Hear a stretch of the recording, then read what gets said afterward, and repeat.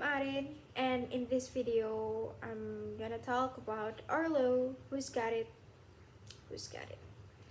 So, first thing first, I'm not the doctor of an officer. I'm not a lawyer's doctor. I'm also not a legal activist or a big shot.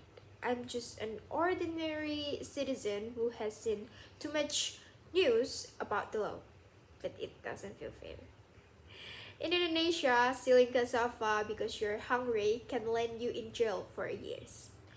But corruption of billions of rupees, sometimes you only get a short sentence or even a remission. For me, the question is simple. If the law is supposed to be fair, why are the poor often punished more harshly and the rich get off easier? Okay, some time ago we heard the news about Argo, a law student from UKM. He was hit by another student from the Faculty of Economics who was driving a BMW car and claimed to be sleepy. He is passed away and people start asking questions like, will the law be enforced or will it be settled quietly?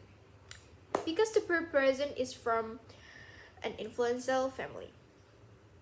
We also remember the story of the old woman who stole cassava because she was hungry.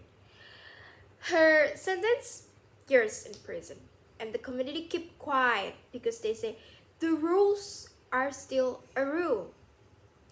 But when corrupt people rob social assistance funds, the money of the poor, their sentence can be cut for good behavior. That's not irony.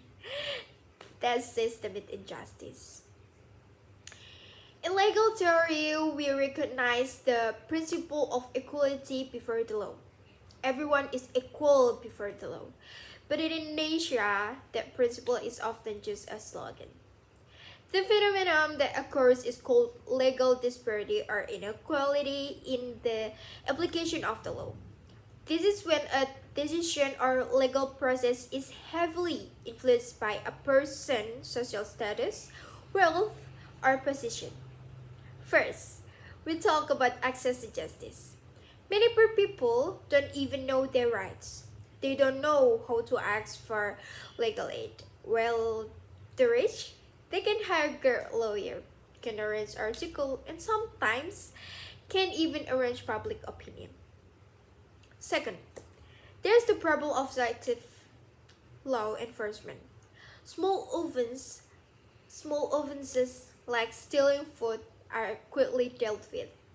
But major offenses such as a corruption or accident by influence of people can be delayed, revisited, or even eliminated.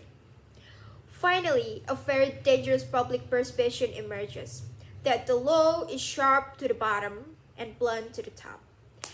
And when public confidence in the law collapses, then what emerges is not order, but fear and apathy.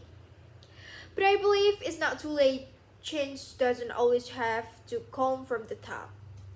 It can start from the bottom, from the classroom, or from social media like this. We, as a young people, we have the power. We can create content, we can make noise, spread awareness. We can also join advocacy organization, help with legal education, or just open our friends' eyes. Sometimes, change doesn't come in a big way. It starts with one person who cares and chooses not to be silent. Because if we let the law only apply to the weak and exclude the strong, we don't live in a country of laws.